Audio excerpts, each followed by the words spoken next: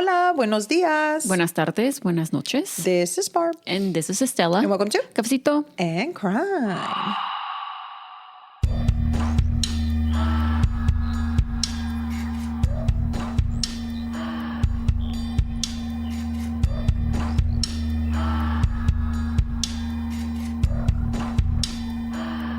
Hello, everyone. We hope everyone is having a wonderful day. How are you? I am good. How are you? I could be better. Okay, well, you know, it is what it is. Pero pues... Because we always have room for improvement. Okay, yeah. ¿Verdad? Sí. Like, do you want to share what that improvement could be? De que no hubiera pinches moscas running around in my casa. No, I'm just kidding. Everything has been good. Puro pedo. Everything has been good. Though? Yeah, I mean, work has been crazy busy, pero ¿sabes qué? Se te va el tiempo de pedo, güey. Like, when you're busy. Oh, yeah, se te va el tiempo volando. Sí, cuando volteé ya eran las pinches 4. I'm like, what the fuck? Like, todo el día just call one after another. So, we've been really busy. And, pero ¿sabes qué? No pasa nada. No, puro pinche jale, you know? Con que así me es la vida, güey. Así es la vida. Yeah, and then we were watching all the soccer games. And then, so soccer has been, you know, a little bit, it's been good, I think. Taking over. It's taken over everything. The household, yeah. All the kids are both. What time do they play? What time this? Yeah. And tu son, he's like, just call me when there's a goal. Yeah, just call me when there's a goal. I'm like, and then we call him, and then he gets mad. Why'd you call me? No, and he'd be like, what team scored a goal? Yeah, and like, then he doesn't like that team. He wants explanations and shit. Yeah, we're like, we'll come downstairs. Yeah. So, but yeah, it's been good. My mother-in-law, my brother-in-law came over for Mexico versus Inglaterra watch party. Mm-hmm. It was just me and my sister. It was just us three. Pero no pasa nada. I still had a good time. Yeah. But yeah, we've been good. ¿Y tú? Bien ahí con mi gato, you know. Oh, sí, ese gato, no, es puro pinche pedo. No. Se porta mal. Yeah. Se porta mal. It's very free pet activities that he be doing. Oh, yeah. Yeah. You know what? How long have I had him now? Just a month? Yeah, maybe like a little bit over a month. Like 5 weeks, I guess. Yeah. Like 5 weeks, and then sometimes he don't be letting me sleep. Es que también you need to ignore him. You need to ignore him, bitch. I can't. He's jumping on me. Yeah, and then because he wants attention. I'm sorry. I'm just like, you know what? Estela, she has the luxury to be like, bye, y se va y lo deja. Yeah, I'm like, okay, well, you can keep the room. I'm going to go sleep downstairs. She literally leaves him the room, guys. Yeah. Like, she's like, aquí te quedas y yo ya me voy. I'm like, dude, I just tell her, get the fuck out y la saco. And you can't do that yet, pero eventually you will. Or I ignore her. Eventually she gets tired and she stops. Obviously, yeah, but like I've tried to ignore him, but there's times where you're like, wait, it's already like midnight. Like, yeah, wait, like I have to work in the morning. No, like he doesn't care. He does not give a fuck. So that's why I think it's been like 4 times where I'm like, you know what? You can stay here. Anything more than 2, ya te pasaste de verga. No, but it's not like he's just playing around. No, it's like he wants to jump on me, like on the bed. That's when I'm like, okay, yeah. He wants attention. Yeah. And, you know, we need to learn that No, and he just bunny hops on the bed. Yeah. And he gives no fucks about you. No, he does not. So, but then... he's my personality right now. Gojo, I'm like, look at my cat. Look at my cat. My cat's everything. Look at my cat. All she does is talk about the cat. She's like, I want another cat. But no. She can't have another cat. I can't because I can with this one. Yeah. Pero, you know, it's because kittens are hardcore, dude. I didn't know that kittens took, like, they're crazy. They're crazy. Like, and the thing is, they're crazy and they give no fucks. No, de verdad. Like, he really, I mean, I know cats play rough, but like, he'll run and se da unos chingazos. I'm like, bro, calm down. My cat, vas a dar un pinche, like, a concussion. No, my cat, at one point, she thinks that she's in the real, like, I opened the big window where her cat tree is at, and she thinks that she can run after squirrels that are outside. So se mete unos putazos, güey, like, trying to get to the squirrels. Yeah. And then you're like, dude, te vas a quedar sin ojos. Like, for real. Pero they don't give a fuck. She just gets up and she's like, let's go. Gojo se mete like under the bed y luego se, like when he tries to come out of the bed and like run, like como he doesn't like puede pasar through like the whole clearing y como que he gets up too fast before he can actually be all the way outside of the bed. He said that. Like, I'm like, oh, are you okay? No. And he's like, he's like, I'm good. Yeah, that's how my cat is. But I mean, they'll call, she she calmed down a lot. I think they'll calm down once you get them I'm fixed. sure. Yeah. Yeah, once and then he's gonna get older and he's gonna calm down. When I took him to the vet a couple of weeks ago, she told me that he was like 14 weeks, which that's what I figured anyway. So, but he's so funny. He is hilarious. And now he likes for me to carry him. Before, I mean, he was very, touchy-feely. Pendeja cargando el gato, viendo la TV. ¿Ustedes creen? Please, can somebody tell me this is not stupid? And then she's like, no. I'm like, Estela, you can't stand there in front of the fucking TV carrying him so he can watch cat TV. Yeah, no, because he wanted to touch it. I was like, you know what? I'll help you. So I put him up to yeah. But no, when I went out this past Friday, I was getting ready. Pero no me deja huevo. He was like, yeah. Like, meow. Yeah. And then he goes like this. Yeah. So I was doing my makeup y lo estaba cargando. Pero I don't do it all the time. I'm like, you know what? No. Yeah, I have to go by. No, you know what? My cat was big on, she's big on that cuando... Right now she's calm. Like I said, she's calmed down a lot. Yeah, she's older now. Because she's older. Pero de primero, she was like that. Like whenever she would see me sit down or whatever. Right now her deal is in the middle of the night. She thinks that she is... I think she thinks she's Batman. So then she sits on the ledge of the restroom. Tengo la window. And she'll sit there for hours and just look outside. And I'm like, you are... And then that window's kind of frosted. So what are you even looking at? I have no idea. Yeah. And then you go in there to pee and she's just like, I don't care that you're sitting here to pee. Yeah. I don't care. This is my window and you get the fuck out. Yeah. So that's our cat life. Yeah. Everything no, it's just so funny. Because remember when I first got him, he was just hiding behind, under my dresser, under my bed. Yeah. I couldn't even touch him. And he's so used to now people a little bit more because I went over and he was a little bit more social and with my daughter, you know, whatever. But I told Estela, it's going to take him time, pero we need to go because... he needs to be able to see other people. Yeah. And then también, if you're not available to feed him or something and we have to go, I don't want him to be scared when we walk in. No, también. So we're good with that. Your birthday's coming up. Yes. You're turning 11,550. My favorite. With 49 cents. Yes, that's exciting. 50 cents. 50 cents. Oh, not 49. Ya llegó a las 50. So today we're doing our Reddit stories, guys. Yes. So tomorrow we will be putting up a poll. Today's Tuesday. So by the Wednesday, we'll be putting up a poll of names that we want to call these. Not just Reddit stories, but we'll figure it out. And then you guys can pick. I wanted to do something. Save it. No, well, let me tell my friends something. Hold okay, on. Well, my friends. I don't know if anybody has heard this. There's a guy. His name is Jose, and he comes out on TikTok, right? And so he's like, my friend, and he shows everybody his lunch. Yeah. And so he loves Peeps. But he calls him Pee-Pee. Oh, okay. So he's like, oh, my Pee-Pee. And so then people, even Joe Jonas follows him.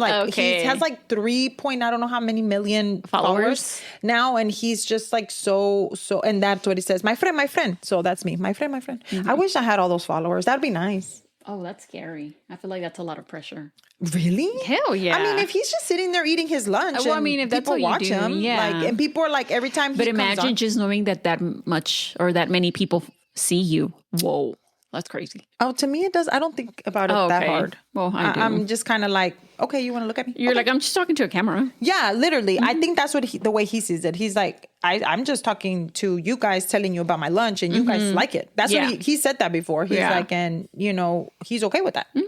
But and then he also was really awesome. He talking about a TikToker. So he was somebody sent him a peep. Como un monito. Yeah. And then a plush? Or a little plush. Plushie? And so guess what he did? He posted and told everyone, go follow her because, because we want her to have followers like me. And so then he did. And then she got I don't know how many. And she was on the post and was thank you so much. Aww. You didn't have to do that. You know, she just sent it como de agradecimiento, pero como quiera. But it was really cool. So anyway, we are going to do our Reddit stories. Oh, can we say Reddit stories? The Reddit stories. So anyway, are you going to go first? Whatever you want. Okay, so if you would like to listen to our Reddit stories, go ahead and grab your cafecitos. And let's get started. So I have a story that I believe that this is originally written in Portuguese because she says, apologize if some errors. English is not my first language. Okay. So the OP was... It doesn't say the name. Hold on. Yes, it does. The OP is idiot_switch, pero switch con una rayita. Okay. And it was posted 4 years ago. Okay. It says, I apologize if some errors. Once again, English is not my first language, and it will be a long post. Thank you very much. For context, I am now 26, and I met my stalker. Ay, Dios mío. Yes, at 14, 15. Oh, shit. And this, you know what? Stalkers fucking scare me, dude, because this can happen to anybody. You're just sitting there in a pinche HEB and they start stalking you. And I sometimes I feel like when I think about it hard enough, when, you know, I hear people that have stalkers, how like your life stops. Dude, essentially. You literally aren't doing nothing but living your life. This person is infatuated with you y no te dejan paz. And that's then crazy. you're scared. You feel like you can't go anywhere. You can't do anything. That's so crazy. Oh, I can't imagine. So when I was 14, I decided to take ballroom dance classes. This was kind of normal for teenagers in my generation in my country. There, you had to change partners each song. So every girl would dance with everybody. In my group that consisted of mostly teens between 14 to 17, there was a really tall, almost 2 meter, so I'm guessing like almost 6 foot, por ahí, 21-year-old guy, Philip. So why is the 21-year-old guy Philip if there's only supposed to be 14 to 17? I was about to say, why is a 21-year-old? Is he like the teacher's aide or some shit? I don't know. Teaching the class, but anyways. We had a nice chat at times. We danced, but he seemed weird. And because I was young and naive, and that's how I normally made friends, I told him where I lived when he asked me. Don't tell anybody where you live. Yeah. Especially if you think 14, that's weird. Yeah.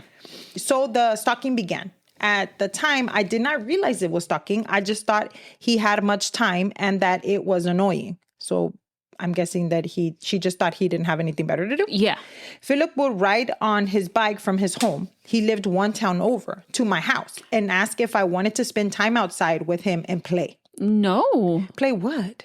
He's 21. What are you playing? Go to university, sir. Go read a book. Go find something else to do. Have friends that are also around your age, you know? Not a 14-year-old. Yeah. After that, for a few times, I asked my parents to tell him that I was not home when he would come over. Both my parents and I were very oblivious about his action for a very long time. At one point in time, the stalking ended for a few weeks, and Philip also did not come to class. At that time, I became a part of a friend group of a boy I fancied. For some months, he had a girlfriend, but then they split soon after, and I became his girlfriend. Unfortunately, Philip was also his friend. Oh, fuck. With the best friend of the boyfriend. So he was also a part of the group. They told me Philip was in a mental hospital. And in the span of his stalking had stopped, Philip was in the hospital multiple times. And every time he was, I was glad because I had some peace. When I was 16 and I had to move because our landlord lady had thrown us out, she wanted to live in the property herself. So we moved one town over. We started living 2 streets apart from the stalker. And every time Philip was out of the hospital, he would be at my house. What the hell? It was not as often, but still. At my father's birthday, he rang again. And because my family had guests over, they told me to open the door. Oh my gosh. And there he was looming over me. Ooh. Like a dark, menacing shadow man. Oh my God, how scary. I told him to leave and I tried to close the door, but he blocked it. So I was standing there afraid, begging him to leave. You imagine like you're trying to push somebody out that's so much bigger than you, like You have to miedo. look, yeah, like you said, he was like looming over her. Yeah, that's so creepy. At one time, I even ran inside to get my dad to send him away, but my dad said, "He's your friend, so he's your problem." What? So I went back to the door and I begged. So did he just stand there like a pinche pendejo? So that she ran inside. He was like, okay, hold on. Let me stand here. Ahorita vengo. I'm going to go tell my dad. Y luego, ¿estás parado? What the fuck? Can you get the fuck out of my house? Anyway. I'm going to call the police. Yes. I begged him and pleaded that Philip please leave. At one point, he was kneeling. What? Sitting at my doorway for almost 2 hours. Finally, he left. At this point, it was obvious for me, finally had realized what type of behavior it was that he was doing. A stalker, and he was fixated on me. The next day, I sat down with my parents and I told them that I was afraid of Philip. And my dad also apologized to me for putting me through that situation and not helping me. Good. I mean, but I think her dad was probably like, no, Barbie. Yeah, you're right. No. I was trying because, I'm a mom too. So I'm yeah. But if your child is telling you there's somebody here who won't leave, that is significantly older than her. Bruh, let me get my gat. Where's my blicky at? Que te digan y que tú le dijeras a tu hija, it's your friend, it's your problem. You figure it out. Hell no. The next time Philip came to my house, my dad was there and told him that he didn't want him to contact me again. So he left. After a few more incidents like that, he stopped showing up at my door, and I thought I would have had gotten rid of him. But every time I started to live happily, started to forget my fear of him, a letter, an email, or a gift showed up and would send me back into my fears. Oh my God. I wonder why they haven't thought about contacting the police. I don't know how things work. Maybe, I don't know. But it doesn't say, just that it's Portuguese, so we don't know what country it is. No, I have no idea. Brazil. It could be Brazil, but it could also be anywhere else. Yeah. England, here in America, it could be anywhere. Yeah. At 20, I was out of school, and oh my God, at this time she's 20. So that started at 14, 15. That's like 5 years. 6 years. 6 years. What the fuck? I was out of school, and to pass the year, I had to wait to start my job. I worked in a grade school in a voluntary after school care club for grade schoolers. After a month or two, my mom woke me up in the morning and told me to get dressed because she had called the cops. Apparently, Philip was again every morning at our door and asked for me. And my parents did not tell me so I wouldn't get scared again. Bro. Finally, after the cops told Philip 3 times to leave, bro, where'd the sticks? Hit him with the stick. And he ignored them. They arrested him. Good. And he screamed and screamed my name, and that he was burning for me. Ew. Oh, I guess that meant like wanting her. I don't know. And that the cops were hurting him. My parents and I were standing in the kitchen listening. The situation was so absurd and so much for me that I started laughing hysterically. Yeah. We filed a report for the police for the stalking and trespassing, but the officer said that they couldn't do anything because he hadn't hurt me. ¿Ves? Oh, dude, that's what's so sucky. Yeah, but that's the case a lot with a lot of stalking cases. Pretty much it's like they're telling you without telling you. Hasta que te pase algo, then we can do something. Exactly. So we tried to get a restraining order, but it didn't go through. A week later, he had sneaked into our garden. What the fuck? And like in a movie, he threw a rock at my window. And broke it? Or he thought he was being romantic or some shit? She wrote in quotations, throwing rocks at girls' windows is not romantic. It's creepy. It's not, yeah. Idiot me opened the window. I know, girl. She was probably like trying to get rid of him. Yeah, like, bitch, lárgate. But did not see anything until it clicked and I ran downstairs. I think she didn't know it was him. Right. So she was like, déjame le abro a ver quién es. What is it? Or what is it? You know? So she's like, I ran downstairs and I told my dad that the stalker was in the garden. And then Philip escaped. A week after that, I was in the kitchen cooking when Philip rang the doorbell again. Puta madre, Philip, vete a la verga. And because we had no way of seeing who was at the door, I opened it. Yeah. And there he was again telling me that he missed me and saying that he had peeked through the blinds of the windows in the living room the past week to see if I was there. Oh my God. The fuck you are. The fuck you are. Are you kidding me? Ay, ya me dio hasta comezón en la cabeza. My parents were not home. If they had been there, I would have ran. But like this, I had to swallow my fear and stand in the doorway listening to Philip talk until my boyfriend, a different boyfriend, came. I had sent him an SOS SMS and he was on his way. After my boyfriend arrived, he told Philip to leave, and he did. Philip mentioned in passing that now also he has a girlfriend. Pues qué bueno. Vete con ella. Vete con ella, ve habla con ella. After that, I did not see Philip again for a long time. Oh, wow. A friend told me that he had been taken by the men in white coats because he believed that his mom was possessed by the devil. So he wasn't mentally stable. Yeah. But still, dude, like, come on. It had to get to that point. And how many years? It wasn't until 2 years later when I got a letter from court. I was a witness and told to attend the case of assault of Philip. Apparently, after coming out of the mental hospital, he had a big fight with his girlfriend. So apparently he did have a girlfriend. And he hit her. And because she was scared, she played dead. Oh, shit. Yeah. Philip called an ambulance and the police finally had something against him. Yeah. After the hearing, he was admitted again to the mental hospital, and I finally got a restraining order, and he was ordered to stay at least 30 meters away from my property or our property. I was so glad the restraining order was implied that if he broke any requirements, he would go to jail. Mm-hmm. So it was over. 2 years later, I also moved out of my parents' house. I am posting this only because I believe I'm seeing him again. Wow. But it can't be. He doesn't know where I live, and he also hasn't shown up at my parents' house, but I believe I have seen him when I leave my house. Oh my God. Se me pararon los pinches pelos de la cabeza. I just need reassurance that it's not him again, that I am safe in my home. So this is an update. I installed cameras, and my neighbors also told me that there works a man that looks quite similar to Philip at a senior living center the street over. So for now, I think I'm safe. I believe he just looks like him. Okay. That person is not Philip. Thanks so much for your advice. Very grateful. Imagínate, Bárbara. I cannot. I'm sorry. That is crazy. I think that is so fucking scary. Imagine, I don't think I've ever heard of somebody like experiencing a stalker that young, like beginning that early, like at that age. Well, I mean, and then the thing is, she was just in her little class, you know, and that's the thing. And then if you don't let men do the same classes as women, then are you separating? No, it's not. No, but let's go back. Like, what is a 21-year-old doing in a class? Yeah. So. Well, maybe because they thought he was mentally unstable, and they're like, no, Barbara. I mean, no, Barbie.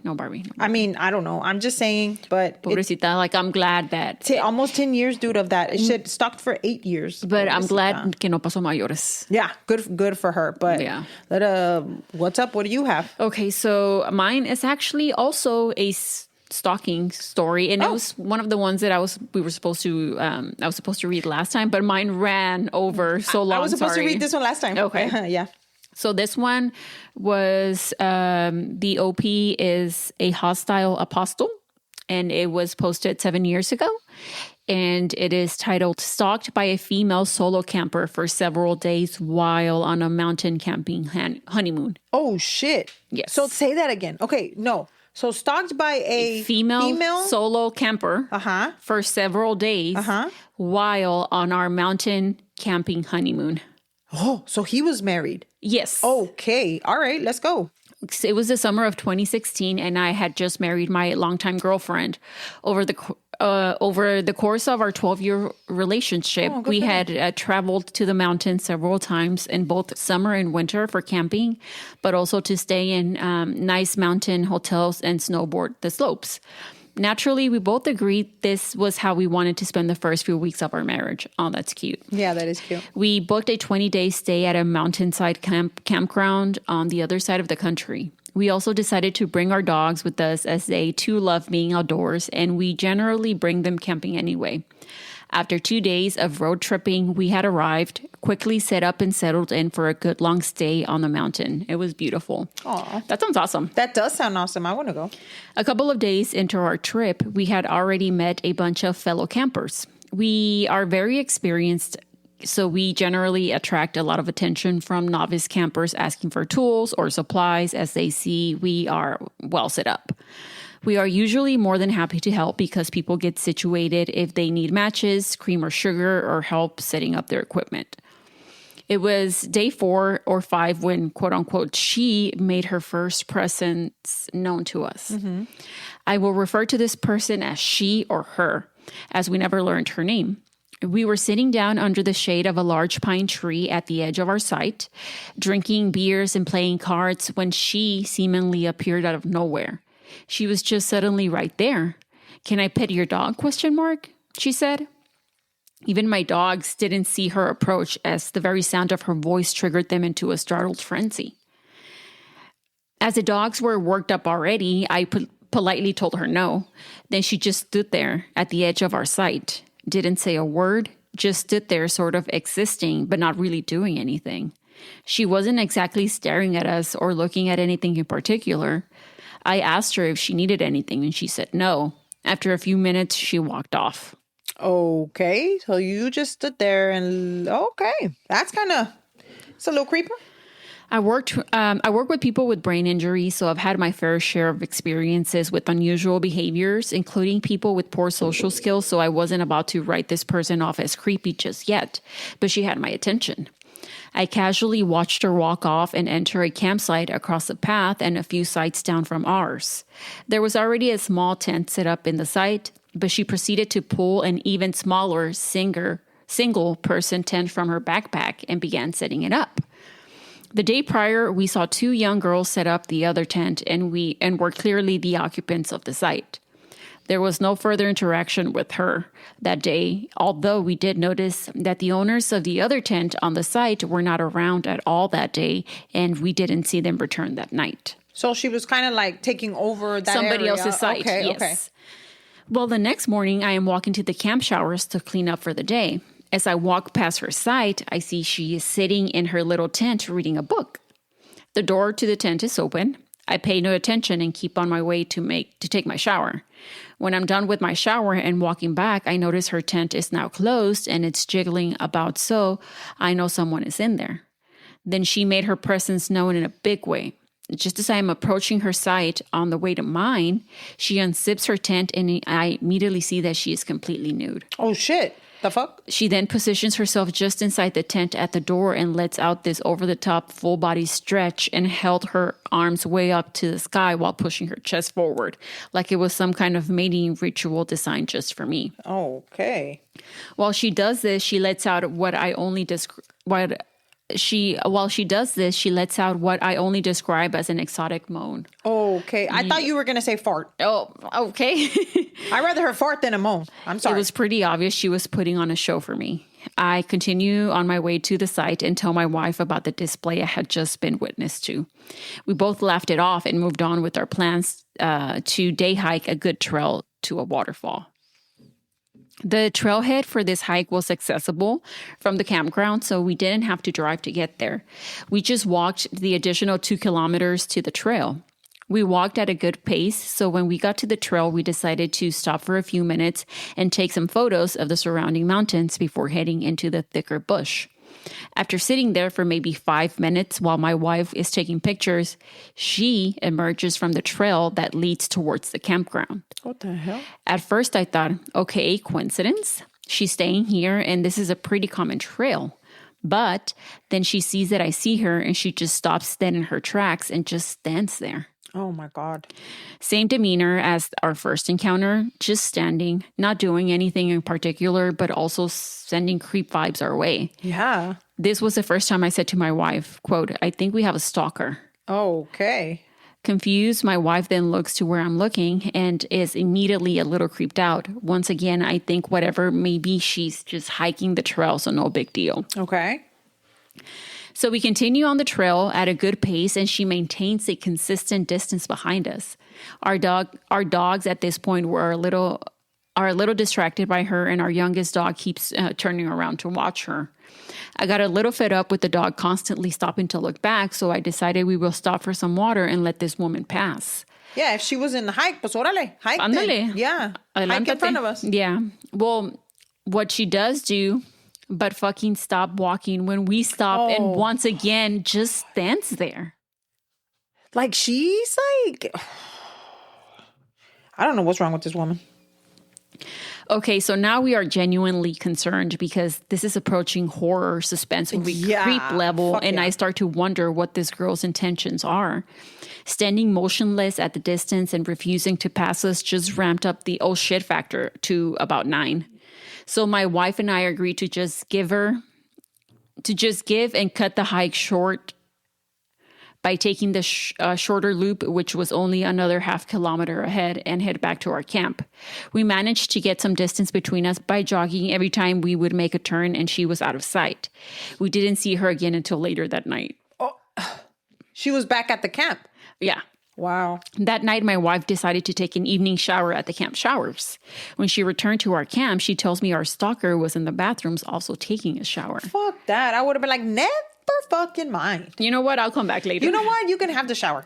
This time, however, she was with 2 other girls and appeared to be getting ready for a night at the club. Okay. But you go camping and then you go clubbing?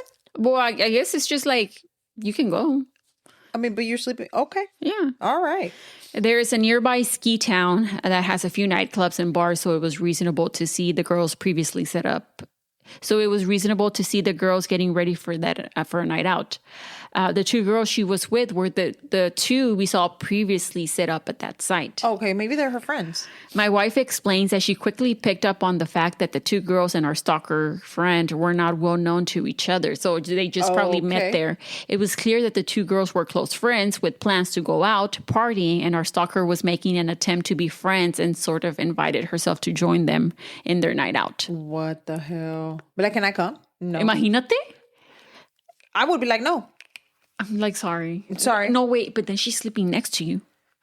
Girl, this is when it's time for me to move campsites. You know what? I'm just going to go home. Yeah, I'm just going home. Fuck this. Hell no. Bye. It's just, you can't look at her and be like, she's not a threat, because to me, if you're making me, you never know. Yeah, you never know. And the thing is, if my stomach hurts when I see you, I'm going to get the fuck out of here. Yeah. You can have it. You can have it. Oh, yeah, absolutely. Yeah. I've done that before. Whenever you're somewhere and you're like, I don't feel comfortable, you can have it. Bye. Bye. I'm leaving. Yeah, I'm leaving. Now we know this. Now we know the ski town well, and the girls kept reinforcing that they were meeting at a specific restaurant before going to the bar.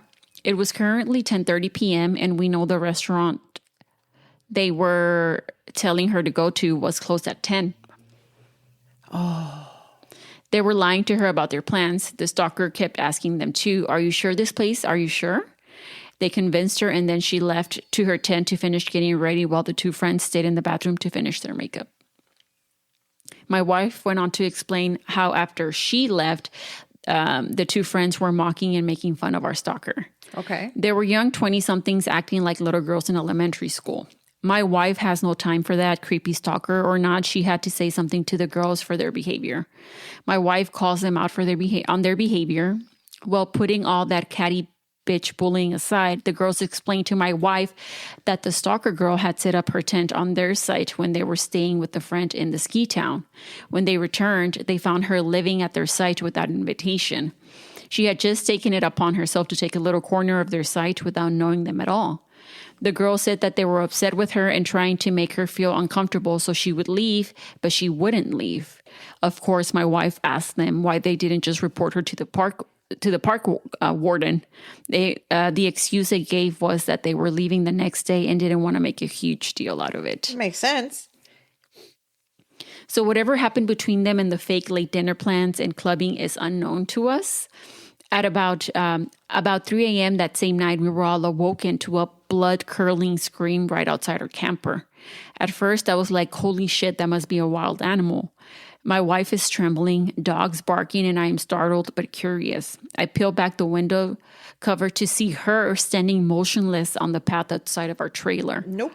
I had the window cover down maybe 8 to 10 centimeters when she appears to make direct eye contact with me. My heart rate is jacked. What the actual fuck? After gazing in my general direction for what seemed like an eternity, she calmly turns around and walks to her tent. Nope. It was 3 a.m. No, bitch. I'll get my shit. Let's drive the fuck out. I go to make sure our trailer is locked. After a good hour and a stiff whiskey, we managed to go back to sleep. So the next day is a Friday. We have friends from a nearby major city coming up to the mountains to spend the weekend with us. We haven't seen them in a while, so we are excited for a couple of days together. Well, they are not at our site for 15 minutes, and as they are setting up their tent, she mysteriously appears out of nowhere yet again. Like, bam, then there she is, but now this time she's actually in our site.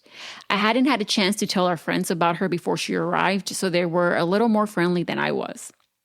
Chingado. She asked me once again if she can pet my dog, who during all of this is barking at her. Bitch, if a dog is barking at me, I'm not going to say, can I pet your dog? No. Me va a morder. Can I pet your dog? Bark going off. Can I pet your dog? Going off. Like, no. No. Wow. I think I said something like, she isn't very friendly towards you right now, so I would prefer you didn't. She didn't pet my dog, but she also just stood there staring at me like I was considering how she would dismember my limbs. But see, that's some bullshit that I would think. I'd be like, you're trying to put me in a plastic bag, aren't you? I know. I can tell. I can see it in your eyes. I can see it in your eyes. Yeah. You're trying to cut me up, bitch, huh? Yeah, I knew it. She then notices our friend's tent brand, and as he is still setting it up, and comments on how it's the same model as hers, although a larger sleeping capacity. My buddy has picked up on the creep vibes and my general displeasure with her presence, so he just gives her the, oh yeah, cool, and keeps setting it up. Well, she starts grabbing at the tent pegs and picks up the hammer and says she will help him set it up because she has experience with it. Yeah, no, don't touch my shit. My buddy declines and asks for his tools back. Yeah. Cue the fucking psychopath stare down, but this time she has a hammer in hand, adding to the oh shit factor. She literally just drops everything right there and then and runs off. I go on to explain the last few days to our friends, and they agree we need to keep an eye on her. So by this time, the two girlfriends whose side she had hijacked were packed up and gone. It's now Friday night, and we've been drinking all day, so we're feeling pretty good. It's maybe about 11 p.m. when she walks over to our site again. She says, "Hey guys, you seem to have a lot of extra room with the tent and the camper. Do you think I could stay with you guys tonight? We could have a lot of fun in there together." No. My buddy is feeling pretty good from all the day beer, so he's pretty forward when he replies, "Did you just propose a gangbang to us?" Did you just propose? A gangbang to us. What the Now, this whole time, I'm just sitting in my camp chair with my whiskey taking this all in. She wasn't really taking notice to me at all so far. Then she smiles, turns her head, and looks directly down at me and says, "I like your friend." She then turns around and walks away into the darkness of the night towards the forest. What the fuck? Not the forest. I don't fuck with the fucking forest. We were all now terrified that she's going to return. I decided right then and there, if we see her again in a creepy fashion, I'm calling the park warden. This is getting silly. Well, the night is winding down, so we all decide to walk together to the bathrooms to clean up for bed. My wife pulls on my hoodie and says, "Babe, look." I look over to see that the site she was set up on is completely destroyed. What? Shit everywhere, just stuff, garbage, clothing, food, everywhere. I thought, okay, this is weird. Yeah. Could this have been a bear? No, we would have heard it. I then noticed that the tent is gone. She is gone and left the site a complete mess. As luck would have it, the park patrol was completing their fire rounds and were at the messed up site when we were returning from the bathrooms. We told them that there was a girl staying on here who was acting erratic, and we suspected she was squatting on the site based on our conversation with the two girls from earlier in the week. We didn't see her again for the rest of our trip until the last full day. What? She came back? There's a great little lookout point not far from our site, which has amazing views of the river and the valley below, and it was a perfect evening to see the sunset behind the mountains. It was lovely. It was a lovely final send-off to an otherwise beautiful honeymoon. Just when we thought we were done with her, she emerged once again, seemingly from nowhere. We were sitting on a couple of chairs that are bolted in place at the viewpoint, taking pictures of the valley below. As my wife is looking through the camera viewfinder, she picks up on the woman in the distance. She is standing in the woods a little ways down the mountains towards the valley, watching us. Oh my God. I wouldn't have gone home, bitch. I wouldn't have gone home. What if she follows you home? Yeah. What if she follows you home? Like, no, we're going to the town next door and then making sure she's not following. I'm going to a police station. Yeah, like, bitch, I'm going somewhere else. Because what if she comes over and she follows you? Yeah, no, you're right. As her final act, she walked up the mountainside and sat right beside us on a boulder that was besides the chair. What the? She says nothing. Oh.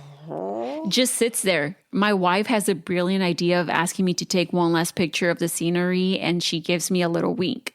I pick up on her idea right away, and I position myself so this woman is going to be in the picture. Mm-hmm. My wife wanted this lady's photo in the event something bad happens with her before we can leave the area. We took our final looks out at the beautiful scenery and headed to our camp for the night. I mean, she's in the fucking picture, might as well. Yeah, we didn't see or hear from her again. Upon reflection, we agreed this woman had some serious mental health issues, obviously. She had zero social skills, and we did witness her attempt to make friends with those two girls that shafted her in a terrible way. That being said, she did things way beyond the realm of acceptable social awkwardness. There were moments I thought she would pull out a knife and kill us all where we stood. More than that, the stalking, the midnight screaming and running off into the woods at night was terrifying to us, and I feel a story worthy of this sub. I do have the photo on a thumb drive somewhere. We will see about uploading a pixelated photo if it's appropriate. To anyone else, the picture just looks like a person sitting in the shot. But to us, it's a reminder of our wild adventure and start of our amazing marriage. To our honeymoon stalker, let's not ever meet again. There is an edit. They added it says, after much consideration, I have decided to add the link to the photo. I didn't anticipate this post getting this amazing response. Well, I mean, because you never know. What if this person is out there and hurting someone or something like, it's helpful. Y además porque es bueno para mi chisme, para que yo esté de chismosa, ¿verdad? Yeah. You want to see it? Yeah. Yeah, it's just a picture of her from behind. Oh. Yeah. She's just sitting there. She's just like, no, she literally looks like she's not paying attention. Like she's not coherent. Like she's como que she's just en su propio mundo. En su propio mundo, ándale. She's just not como que no. I mean, it's like sometimes when I travel and I stare out into just close my eyes and be like, no, yeah, but this is clean air. But I don't think that's what she's that's doing. the thing. But if you were to just look at that picture, because we know already Absolutely. What we read, so yeah. Pero I mean, and the thing is that she had been following them around. I mean, she knew who they were. Okay, let's say that she was trying to make friends. Okay, I get that, but there's certain things that you have to have the social cues, bro. I mean, wait, pues por eso estaba diciendo el muchacho, el señor que obviously maybe she just wasn't. Maybe she has some sort of mental health.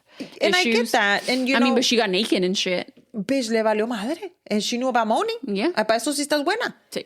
Pero y luego, the fact that she did that pero in front of the guy, but didn't do that in front of the girl. Right. So no andaba tan perdida. No, pues sabe que tenía esposa. You know? Yeah. So, I mean, whatever.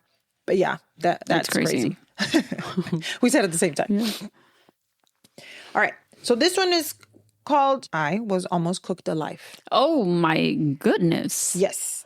From Bobby Brown 66420. This was posted 4 years ago. He said, I'm guessing it's a he, I don't know yet. When I was 10, my parents and I went to visit my grandmother for spring break. My cousin also came to visit, and we decided we wanted to go to the YMCA for the day. My grandmother dropped us off, and she said she would come and pick us up in 4 hours. On that day, YMCA was empty. There was a couple of adults in the exercise room, but that was about it. We went to the basketball court, and after 2 hours of playing tag and shooting baskets, we were bored. I've never been a biggest fan of swimming, but this YMCA had a pretty cool pool. So we changed into our bathing suits and we headed in there. The pool was empty except for the lifeguard. We played a bunch of games and swam laps and for about an hour and a half. There wasn't much left to do and there was no one except us to hang out with to keep things interesting. So I decided to play a game of seeing how long we could hold our breath underwater. I don't think you should be playing that. No, but honestly, we did it all the time. We did. Honestly, we did. But we shouldn't. We stood in the shallow end near the clock on the wall so we could time ourselves. Instead of fully submerging, we just stick our heads face down in the water, and we did that a couple of times, and I was winning. Good job. On our last round, I felt a tap on my shoulder. I figured it was my cousin giving up and telling me that I won, but instead it was a lifeguard who told me to knock it off, or she was going to have to ask us to leave the pool. Since we were tired of being in the pool, we figured we would get out and get dressed and go back to the basketball court until my grandmother picked us up. We only had an hour left anyway, and the water was freezing. As we got out, the lifeguard stopped us and asked if we wanted to go into the sauna to warm up and dry off. The sign said 18 or older, so of course we were super excited that she was allowing us to do that. Right. She walked us to the sauna and unlocked the door. The door was glass and the interior was made entirely of wood. Mm-hmm. Inside, above the door, there was a clock. probably to help make sure that you were not in there for an unsafe amount of time. The lifeguard stand was adjacent to the sauna, but if you looked out the door, you could clearly see it. She followed us in and went over to the thermostat encased in plastic and locked it so we could not crank up the heat. Yeah. I figured that she must have to turn it on each time, so I didn't think anything of it. Both my cousin and I were short girls. Oh, so this is a girl. So we couldn't see the temperature that was printed on the thermometer knob, but I knew that she was turning up the heat. Then she left and shut the door behind her. I thought I saw her lock the door too, but I thought to myself, why would she lock the door when we might want to get out? Right. I checked the clock and decided that we should get out in 10 to 15 minutes. It was already plenty warm in the sauna, but now the room was blazing.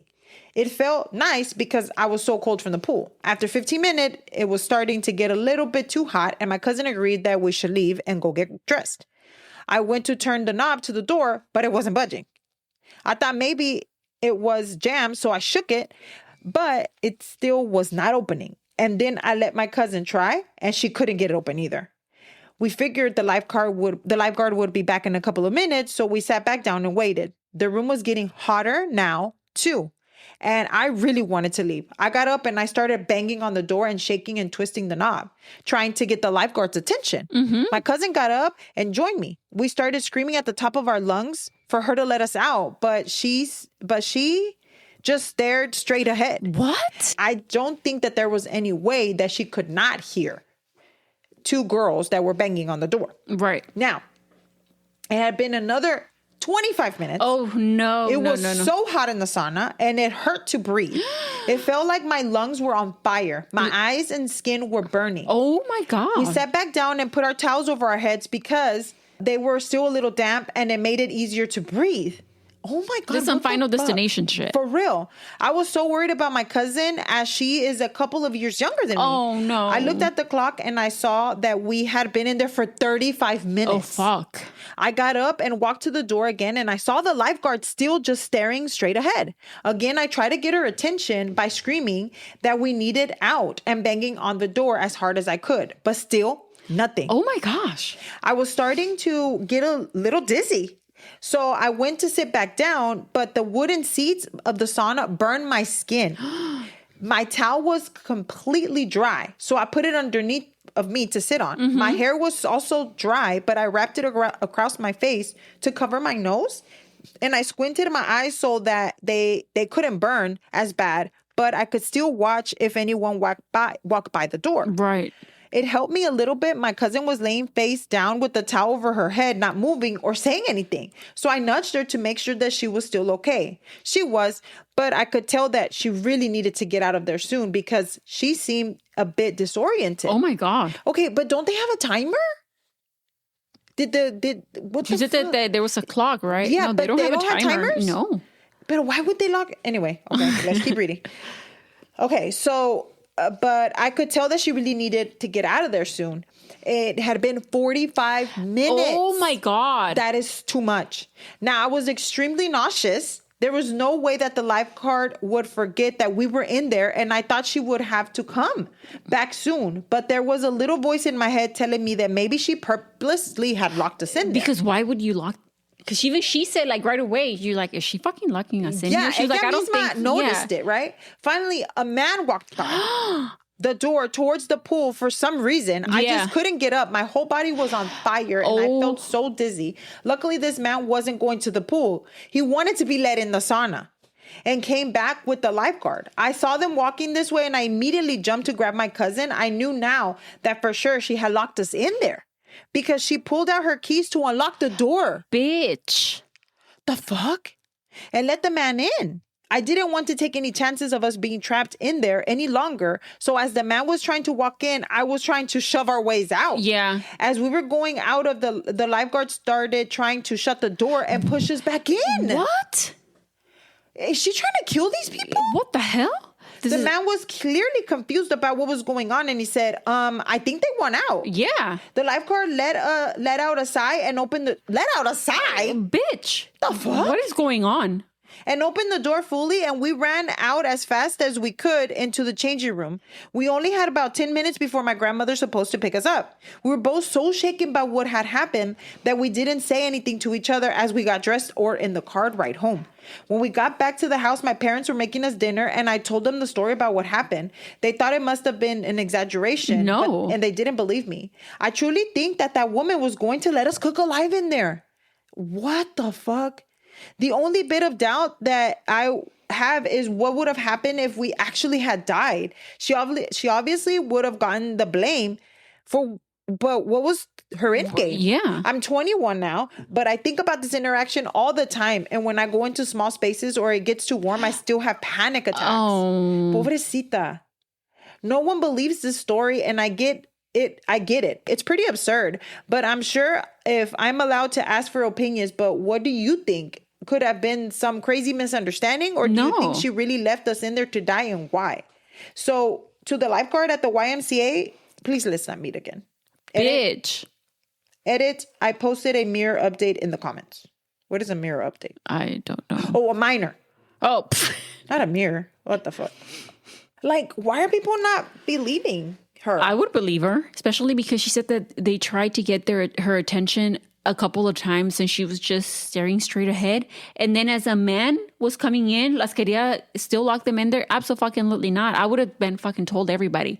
I would like, how long ago did she post this? So this was 4 years ago. And it happened to her in 2011. I would post this all over social media. I'm like, guys, let me tell you the time about this fucking YMCA that I was at. You could put the address, put the description of this person. I would have gone to the police and be like, this whole trying to kill me. Check the cameras. They had cameras back in 2011. Pues sí, pendeja, I was in the Stone Age. So now it's saying, I guess an edit is right here. Bobby Brown 666. 3664 and 20. So some people are questioning the lock on the sauna. I have no idea what the OSHA regulations were at the time, but this was over a decade ago. There was 100% a lock on the door. Yeah, that doesn't seem safe, but let me explain the layout a bit. I had gone to the YMCA quite a few times when I visited my grandma and my cousin before, and it was always full of children after school waiting for their parents to be done with work. This town is fairly small and known for rowdy people and children. Or even worse. When you walk out of the changing room, you would walk down a small hall, maybe like 15 feet-ish, and near the end of it is a sauna. You can clearly see the door from the lifeguard stand, but imagine being one person trying to keep track of a lot of kids in the pool and watching to make sure that no one sneaks into the sauna. It's definitely safer to have a lifeguard go and lock for each person. Yeah, that makes sense. Like that makes sense. So edit. I meant to mention that right now I am currently living in the town that I plan to see my cousin tomorrow. If at some point I can make it to the YMCA, I will go investigate the sauna door if anybody has questions for my cousin. And then update again. Was finally able to talk to my cousin. She confirms everything that I said in my story. We laugh about it now. And but she agrees that at the time it was very scary and we thought we were going to die. She also confirms that there was a lock on the door and I had been able to go to the YMCA due to the huge loss in our family Thursday night. However, I did contact them and they said that the sauna now does not have a lock on the door. But I mean, I get what she's saying. Like, they were trying to keep the kids out, right? And then they're like, "This is 18 and over. You can." So they locked the door, right? But why lock it from the outside?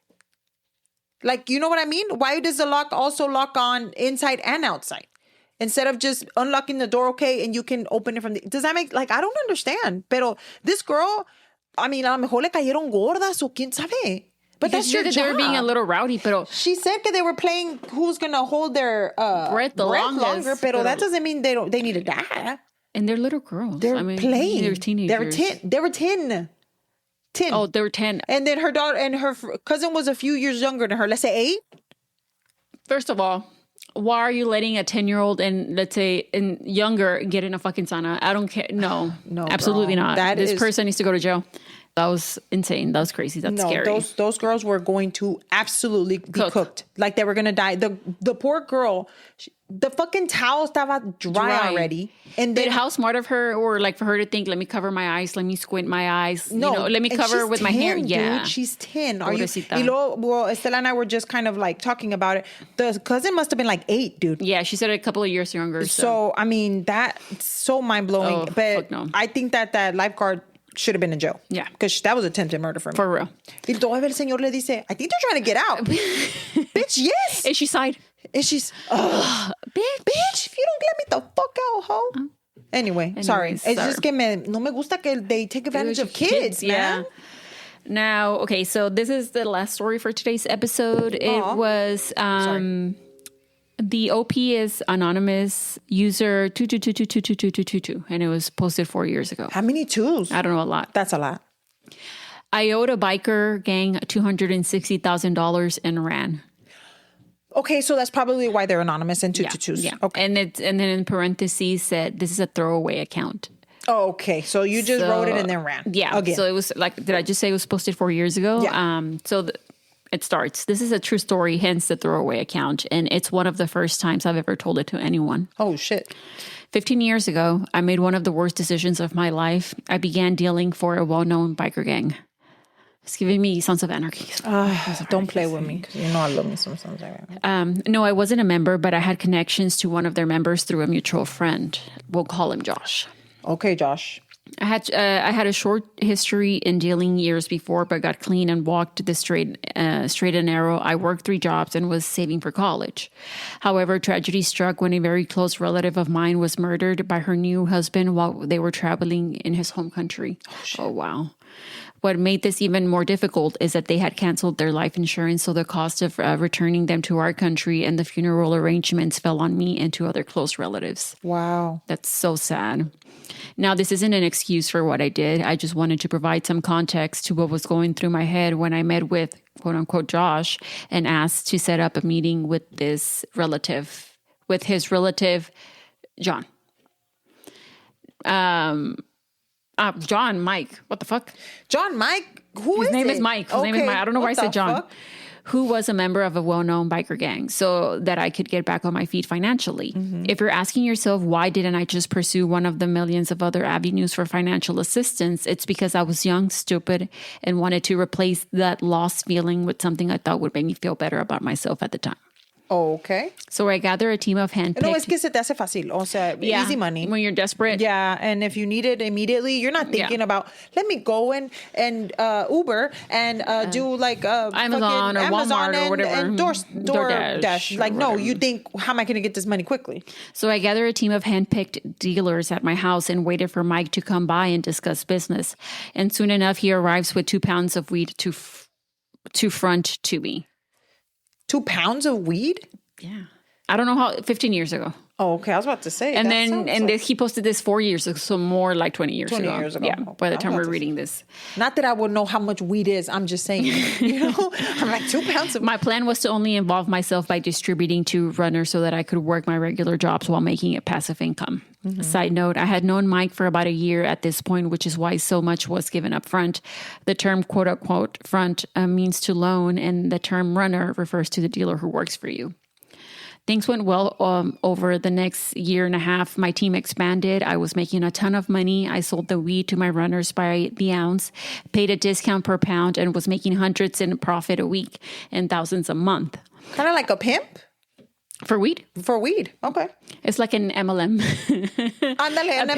A pyramid scheme. Yeah.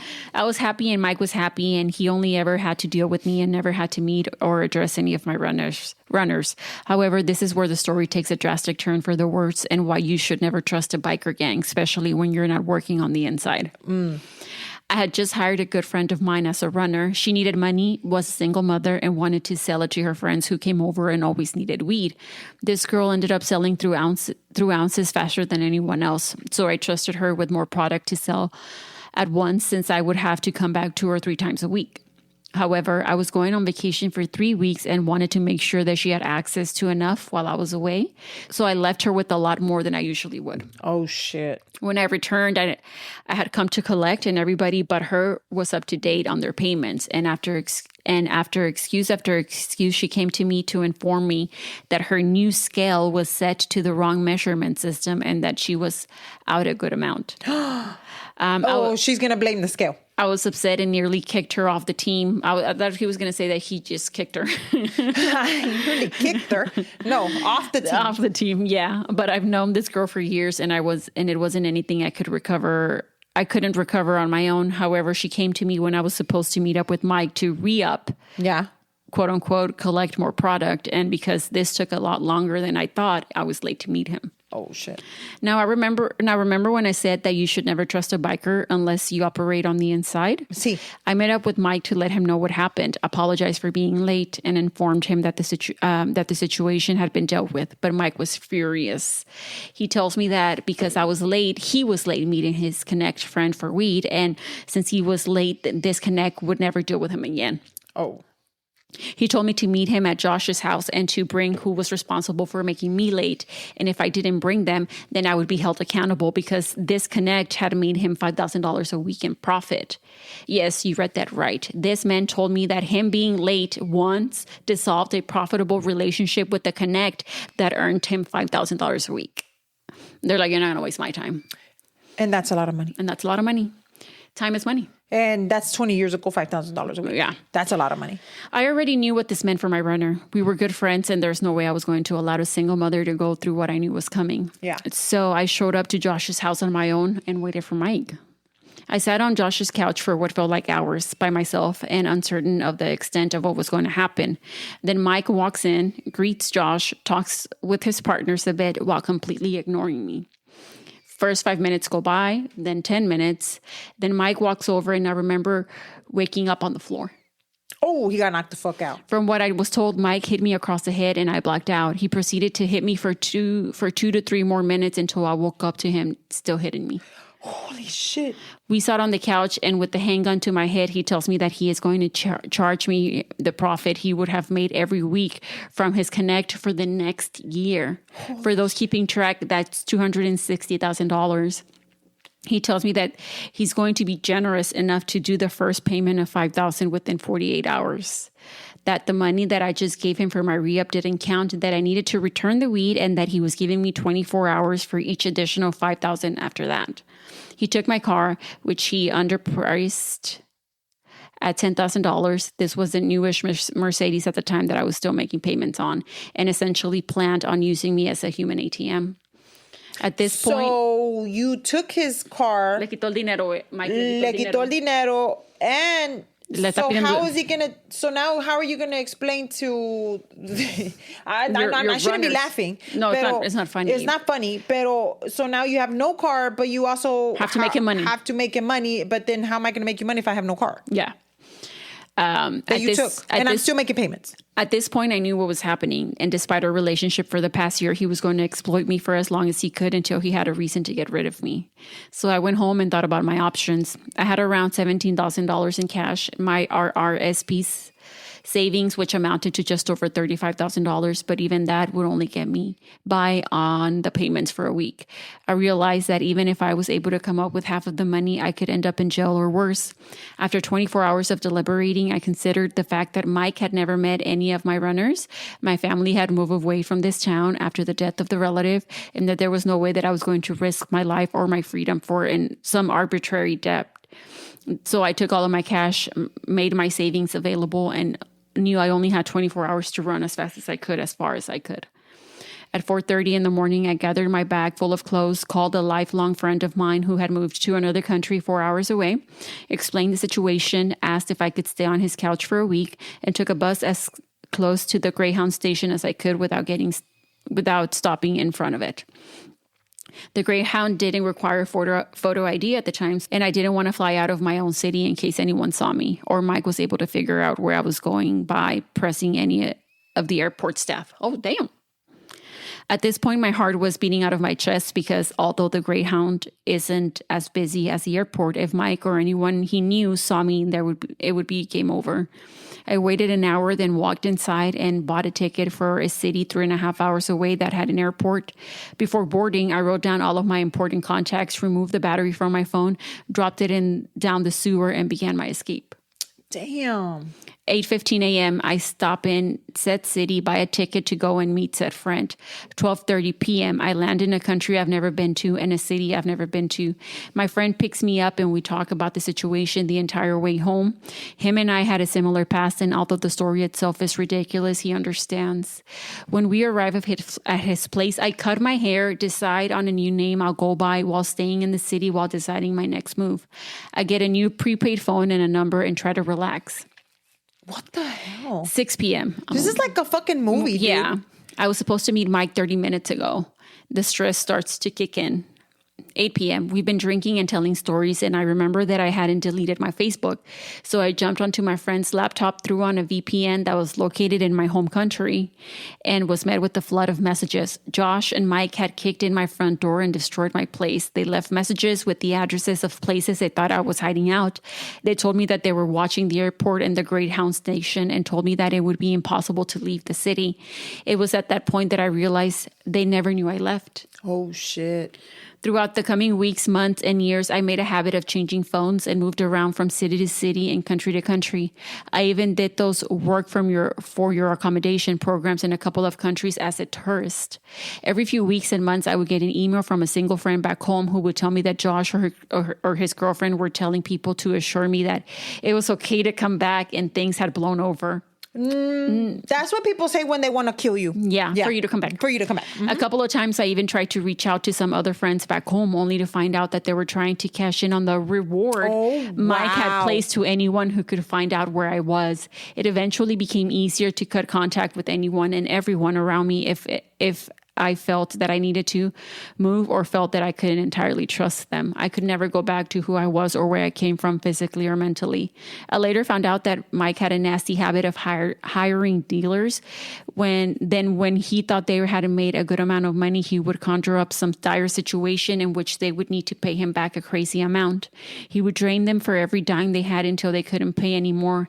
After that, they would usually end up in a ditch somewhere. Oh, shit. One of his associates, who happened to be my next door neighbor back home, was recently charged for first-degree murder after taking a woman out to the woods and killing her. Although this did a number on my trust issues, I've made a lot of changes throughout my life since that event. I've changed my name, obviously. I'm in my mid-30s now. I have an amazing corporate position in a company that changes lives. I speak to schools about the impact of poverty, and it's taught me to empathize with people in different positions than my own. I own a condo in a very beautiful city. I'm engaged. I took up learning a second language, and I never take the second chance I've been given for granted. I've been clean for just over 15 years now. I've never told anyone in my new life about what's happened. I don't even think they would believe me, even though I take full responsibility for my stupidity in my younger years. To the biker that is waiting to collect his ridiculous $260 debt, let's not meet again. Wow. I don't know that I would be able to ever sleep properly again. No, dude. Like, how do you get past that? I can't. I'm sorry. I feel like I would always be looking. I would just always be looking over my shoulder all the time. But I feel like I wouldn't be able to tell anybody because I would be putting them in danger and putting myself again in danger. You know what I mean? It's like, is he right there? Is he coming? Did he find out? Did he figure it out? Like, no, my stomach would hurt 24/7. I can't. I couldn't be able to sleep. I'll shit myself. Like, I don't even know. Will you be able to eat? No, and I love eating. Yeah. And I eat a lot. Yeah. But no, I would just be like, what if he's trying to poison me? Like, I don't know. Like, you know what I mean? Yeah. Even if I'm in a whole nother country, even if I'm whatever. But the fact that he's like, he would go and intimidate the airport staff. Like, what? The airport staff. We're talking about the airport. A whole ass airport. Security, TSA. Yeah. Whatever. Everybody. Yeah. That is crazy. But let us know what you think. Yeah. If you would like to follow us, you can. On Instagram, you can at Cafecito and Crime Pod. And if you would like to download our episodes, leave us a review and or rate us. We would really appreciate it. Thank you so much for listening. And we will talk to you in the next one. Bye.